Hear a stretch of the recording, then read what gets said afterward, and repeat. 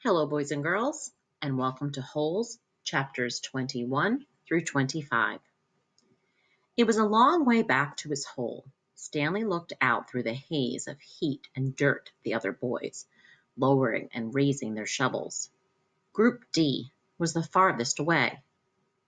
He realized that once again he would be digging long after everyone else had quit. He hoped he'd finish before Mr. Sir recovered. He didn't want to be out there alone with Mr. Sir. "He won't die," the warden had said. "Unfortunately for you." Walking across the desolate wasteland,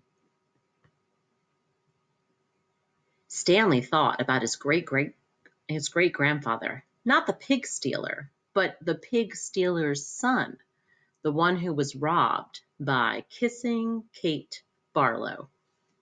He tried to imagine how he must have felt after kissing Kate had left him stranded. Strand's a great word. Okay, left without means to escape or go anywhere in the desert. It probably wasn't a whole lot different from the way he himself felt now. Kate Barlow had left his great-grandfather to face the hot, barren desert. Another great word. Bleak, lifeless, does not produce any vegetation or life. No greens there. The warden had left Stanley to face Mr. Sir. Somehow, his great-grandfather had survived for 17 days before he was rescued by a couple of rattlesnake hunters. He was insane when they found him. When he was asked how he had lived so long, he said he found refuge on God's thumb. He spent nearly a month in a hospital. He ended up marrying one of the nurses. Nobody ever knew what he meant by God's thumb, including himself. Stanley heard a twitching sound. He stopped in mid-step with one foot still in the air. A rattlesnake lay coiled. Coiled means to be wrapped around and around like in a circle. Beneath his foot. Its tail was pointed upward, rattling. Stanley backed his leg away and then turned and ran.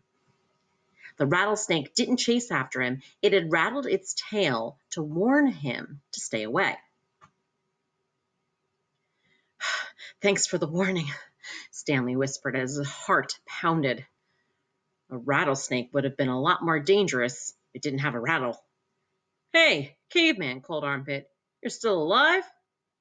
"What'd the warden say?" asked X-Ray. "What'd you tell her?" asked Magnet. "I told her I stole the seed," said Stanley. "Good going," said Magnet. "Well, what'd she do?" asked Zigzag. Stanley shrugged one shoulder. "Nothing. She got mad at Mr. Sir for bothering her." He didn't feel like going into details. If he didn't talk about it, then maybe it didn't happen. He went over to his hole, and to his surprise, it was nearly finished. He stared at it, amazed. It didn't make sense. Or perhaps it did. He smiled. Since he had taken the blame for the sunflower seeds, he realized the other boys had dug his hole for him. "Hey, thanks," he said. "Don't look at me," said X-Ray. Confused, Stanley looked around, from Magnet to Armpit to Zigzag to Squid. None of them took credit for it. And then he turned to Zero, who had been quietly digging in his hole since Stanley's return. Zero's hole was smaller than all of the others. Chapter 22. Stanley was the first one finished. He spat in his hole and then showered and changed into his cleaner set of clothes. It had been 3 days since the laundry was done, so even his clean set was dirty and smelly. Tomorrow, these would become his work clothes, and the other set would be washed. He could think of no reason why Zero would dig his hole for him. Zero didn't even get any sunflower seeds. "I guess he likes to dig holes," Armpit had said. He's a mole, Zigzag had said.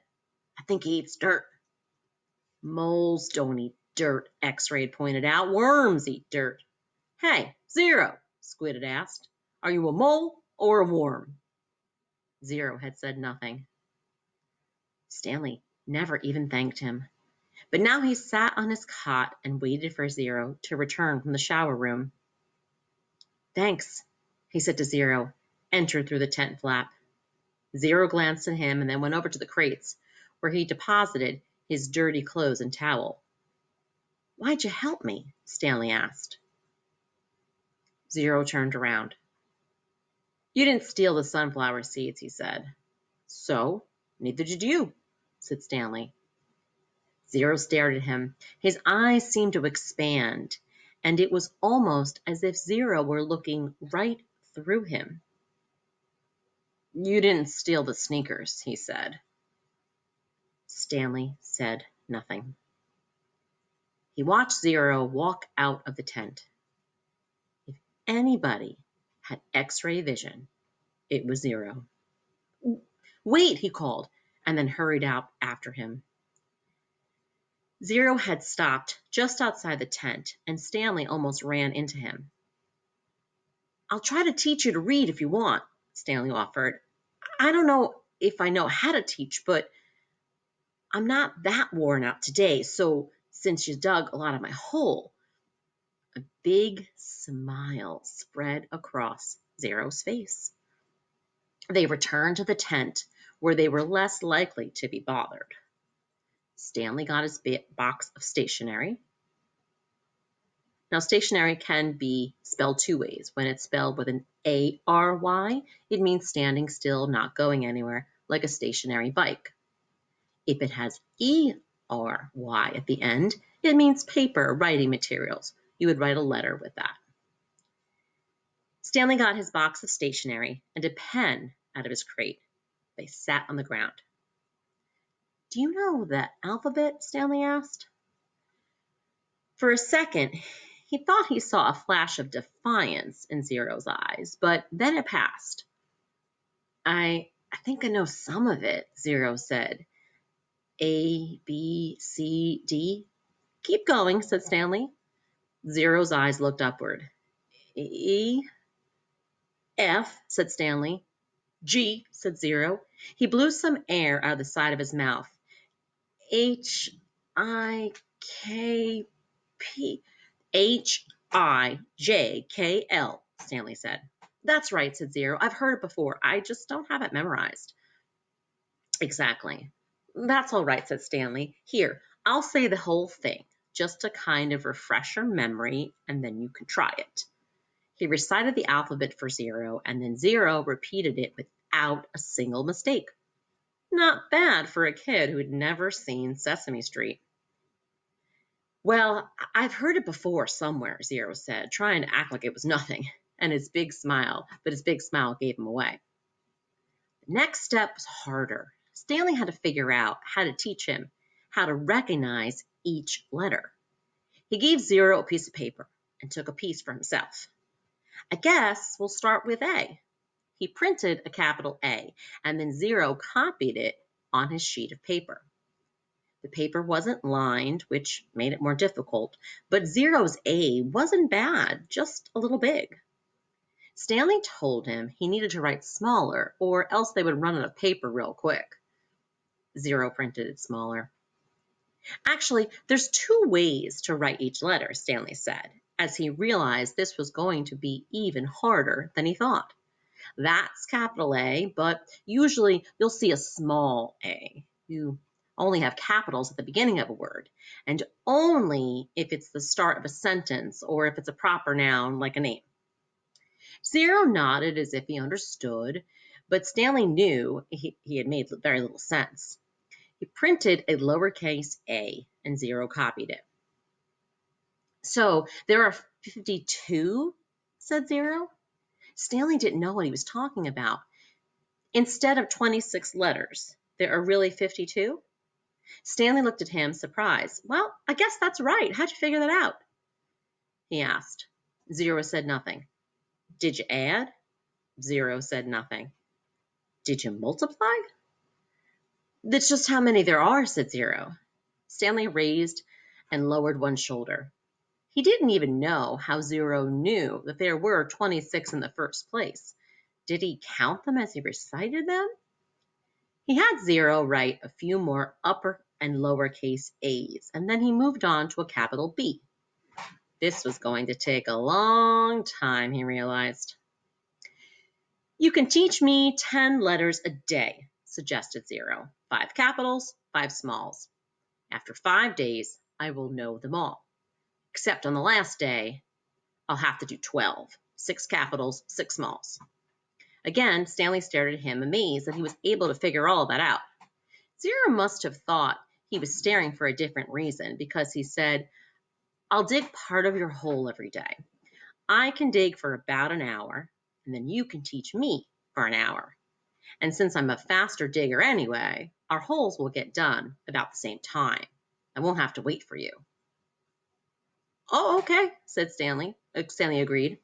As Zero was printing his B's, Stanley asked him how he figured out that it would take 5 days. Did you multiply? Did you divide? It's just what it is, Zero said. It's good math, said Stanley.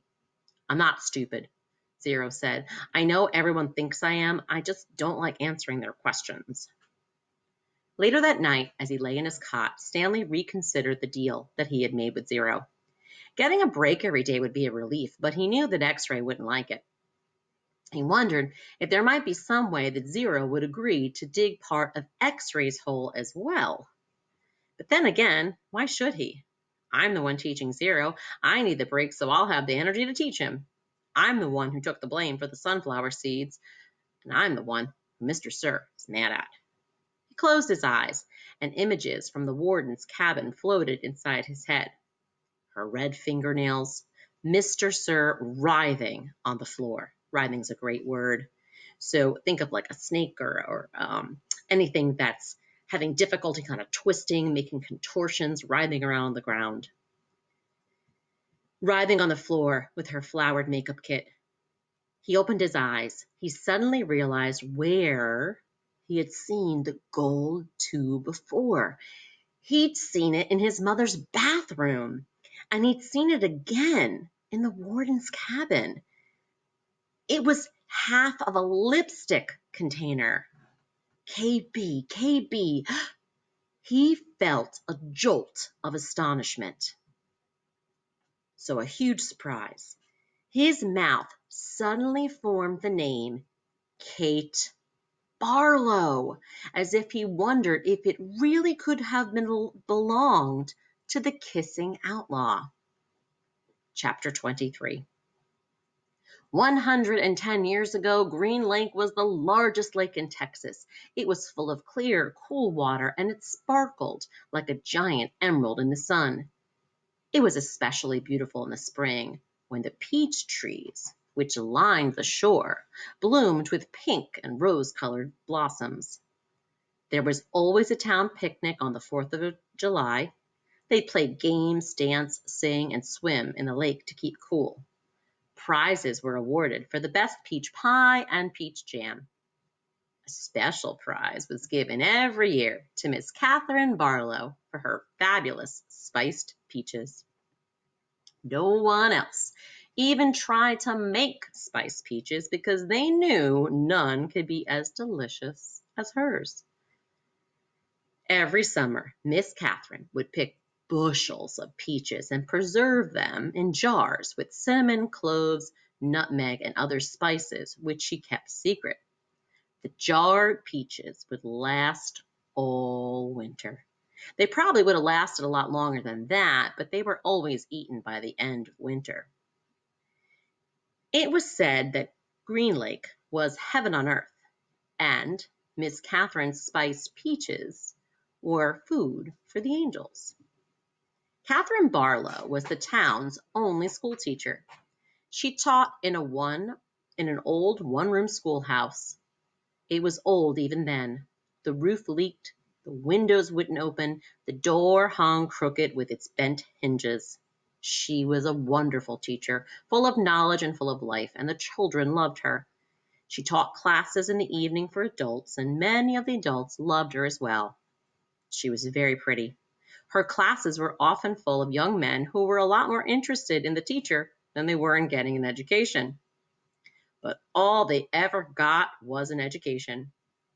One such young man was Trout Walker. His real name was Charles Walker, but everyone called him Trout because his 2 feet smelled like a couple of dead fish. This wasn't entirely Trout's fault. He had an incurable foot fungus. In fact, it was the same foot fungus that 110 years later would afflict, that means to kind of bother or harm or impact in a bad way, the famous ball player Clyde Livingston. But at least Clyde Livingston showered every day. Remember his stinky sneakers? I take a bath every Sunday morning, Trout would brag, whether I need to or not. Most everyone in the town of Green Lake expected Miss Catherine to marry Trout Walker. He was the son of the richest man in the county. His family owned most of the peach trees and all of the land on the east side of the lake. Trout often showed up at night school, but never paid attention. He talked in class, and he was disrespectful of the students around him. He was loud and stupid. A lot of men in town were not educated. That didn't bother Miss Catherine. She knew they'd spent most of their lives working on farms and ranches and hadn't had much schooling. That was why she was there, to teach them. But Trout didn't want to learn. He seemed to be proud of his stupidity. "How'd you like to take a ride in my new boat this Saturday?" he asked her one evening after class. "No, thank you," said Miss Catherine. "We've got a brand new boat," he said. "You don't even have to row it." "Yes, I know," said Miss Catherine. Everyone in town had seen and heard the Walkers' new boat. It made a horrible loud noise and spewed ugly black smoke over the beautiful lake. Trout had always gotten everything he ever wanted. He found it hard to believe that Miss Catherine had turned him down. He pointed his finger at her and said, "No one ever says no to Charles Walker." "I believe I just did," said Catherine Barlow. Chapter 24. Stanley was half asleep as he got in line for breakfast, but the sight of Mr. Sir awakened him. The left side of Mr. Sir's face had swollen to the size of half of a cantaloupe. There were 3 dark purple jagged lines running down his cheek where the warden had scratched him. The other boys in Stanley's tent had obviously seen Mr. Sir as well, but they had the good sense not to say anything. Stanley put a carton of juice and a plastic spoon on his tray. He kept his eyes down and hardly breathed as Mr. Sir ladled some oatmeal-like stuff into his bowl. He brought his tray to the table. Behind him, a boy from one of the other tents said, "Hey, what happened to your face?" There was a crash. Suddenly, Stanley turned to see Mr. Sir holding the boy's head against the oatmeal pot. "Is something wrong with my face?" The boy tried to speak but couldn't. Mr. Sir had him by the throat. "Does anyone see anything wrong with my face?" asked Mr. Sir as he continued to choke the boy. Nobody said anything. Mr. Sir let the boy go. His head banged against the table as he fell to the ground. Mr. Sir stood over him and asked, "How does my face look to you now?" A gurgling sound came out of the boy's mouth, and he managed to gasp the word, "Fine." "Kind of handsome, don't you think?" "Yes, Mr. Sir." Out on the lake, the other boys asked Stanley what he knew about Mr. Sir's face, but he just shrugged and dug his hole. If he didn't talk about it, maybe it would go away. He worked as hard and as fast as he could, not trying to pace himself. He just wanted to get off the lake and away from Mr. Sir as soon as possible. Besides, he knew he'd get a break. "Whenever you're ready, just let me know," Zero had said. The first time the water truck came, it was driven by Mr. Pendanski. The second time, Mr. Sir was driving. No one said anything except "Thank you, Mr. Sir," as he filled each canteen. No one even dared to look at his grotesque face. So repulsive, very distorted, very ugly. As Stanley waited, he ran his tongue over the roof of his mouth and inside his cheeks. His mouth was as dry and as parched as the lake. Good comparison. The bright sun reflected off the side mirror of the truck, and Stanley had to shield his eyes with his hand. "Thank you, Mr. Sir," said Magnet, as he took his canteen from him. "You thirsty, caveman?" Mr. Sir asked. "Yes, Mr. Sir," Stanley said, holding his canteen to him. Mr. Sir opened the nozzle, and the water flowed out of the tank, but it did not go into Stanley's canteen. Instead, he held the canteen right next to the stream of water. Stanley watched the water splatter on the dirt, where it was quickly absorbed by the thirsty ground. Mr. Sir let the water run for about 30 seconds, then stopped. "You want more?" he asked. Stanley didn't say anything. Mr. Sir turned the water back on, and again Stanley watched it pour onto the dirt. "There, that should be plenty." He handed Stanley his empty canteen. Stanley stared at the dark spot on the ground, which quickly shrank before his eyes. "Thank you, Mr. Sir," he said. Chapter 25. There was a doctor in the town of Green Lake 110 years ago. His name was Dr. Hawthorne, and whenever people got sick, they would go see Doc Hawthorne. But they would also see Sam, the Onion Man. "Onions, sweet, fresh onions," Sam would call, as he and his donkey, Mary Lou, walked up and down the dirt roads of Green Lake. Mary Lou pulled a cart full of onions. Sam's onion field was somewhere on the other side of the lake. Once or twice a week, he would tow across the lake and pick a new batch to fill the cart. Sam had big, strong arms, but it would take all day for him to row across the lake and another day for him to return.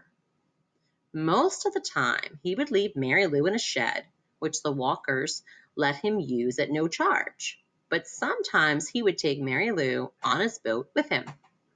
Sam claimed that Mary Lou was almost 50 years old, which was and still is extraordinarily old for a donkey. "She eats nothing but raw onions," Sam would say, holding up a white onion between his dark fingers. "It's nature's magic vegetable. If a person ate nothing but raw onions, he could live to be 200 years old." Sam was not much older than 20, so nobody was quite sure that Mary Lou was really as old as he said she was. How would he know? Still, nobody ever argued with Sam, and whenever they were sick, they would go not only to Doc Hawthorne, but also to Sam. Sam always gave the same advice: eat plenty of onions. He said that onions were good for the digestion, the liver, the stomach, the lungs, the heart, and the brain. If you don't believe me, just look at old Mary Lou here. She's never been sick a day in her life. He also had different ointments, lotions, syrups, and pastes, all made out of onion juice and different parts of the onion plant. This one cured asthma, that one was for warts and pimples, another was a remedy for arthritis. He even had a special ointment, which he claimed would cure baldness. "Just rub it on your husband's head every night when he's sleeping," Mrs. Collins would, "and soon his hair will be as thick and as long as Mary Lou's tail." Doc Hawthorne did not resent Sam. The folks of Green Lake were afraid to take chances. They would get regular medicine from Doc Hawthorne and onion concoctions. That's a great word, too. So the mixtures, basically, from Sam. After they got over their illness, no one could be sure, not even Doc Hawthorne, which of the two treatments had done the trick. Doc Hawthorne was almost completely bald, and in the morning, his head often smelled like onions. Whenever Catherine Barlow bought onions, she always bought an extra one or two and would let Mary Lou eat them out of her hand. Something wrong? Sam asked her one day as she was feeding Mary Lou. You seem distracted. Oh, just the weather, said Miss Catherine. It looks like rain clouds moving in. Me and Mary Lou, we like the rain, said Sam. Oh, I like it just fine, said Miss Catherine as she rubbed the donkey's rough hair on the top of its head. It's just that the roof leaks in the schoolhouse. I can fix that, said Sam. What are you going to do? Catherine joked. Fill the holes with onion paste? Sam laughed. I'm good with my hands, he told her. I built my own boat, and if it leaked, I'd be in big trouble. Catherine couldn't help but notice his strong, firm hands. They made a deal. He agreed to fix the leaky roof in exchange for 6 jars of spiced peaches. It took Sam a week to fix the roof because he could only work in the afternoons after school let out and before night classes began.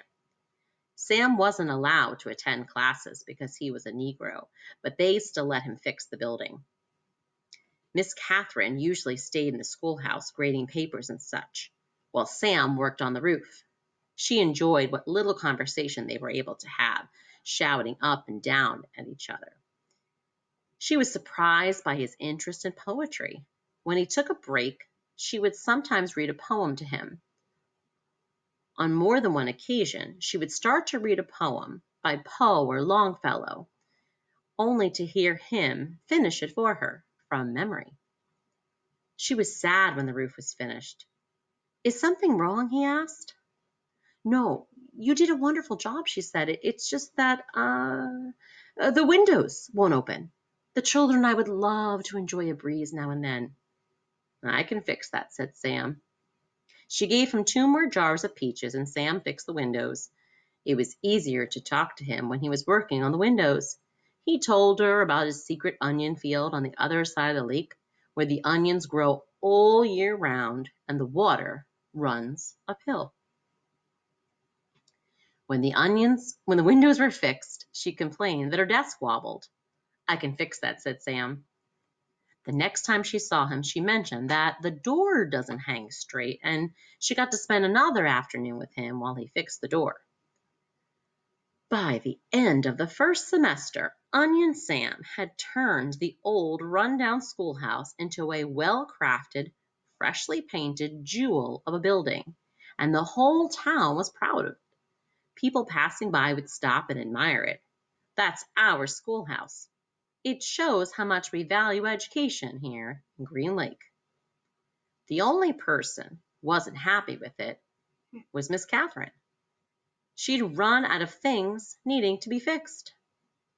She sat at her desk one afternoon, listening to the pitter-patter of the rain on the roof. No water leaked into the classroom, except for the few drops that came from her eyes. Onions, hot, sweet onions, Sam called out in the street. She ran to him. She wanted to throw her arms around him, but she couldn't bring herself to do it. Instead, she hugged Mary Lou's neck. Is something wrong? He asked her. Oh, Sam, she said, my heart is breaking. I can fix that, said Sam. She turned to him. He took hold of both of her hands and he kissed her. Because of the rain, there was nobody else out in the street. Even if there was, Catherine and Sam wouldn't have noticed. They were lost in their own world. At that moment, however, Hattie Parker stepped out of the general store. They didn't see her, but she saw them. She pointed her quivering finger in the direction and whispered, "God will punish you." Thank you, boys and girls, for listening, and I will see you next time for chapters 26 through 30.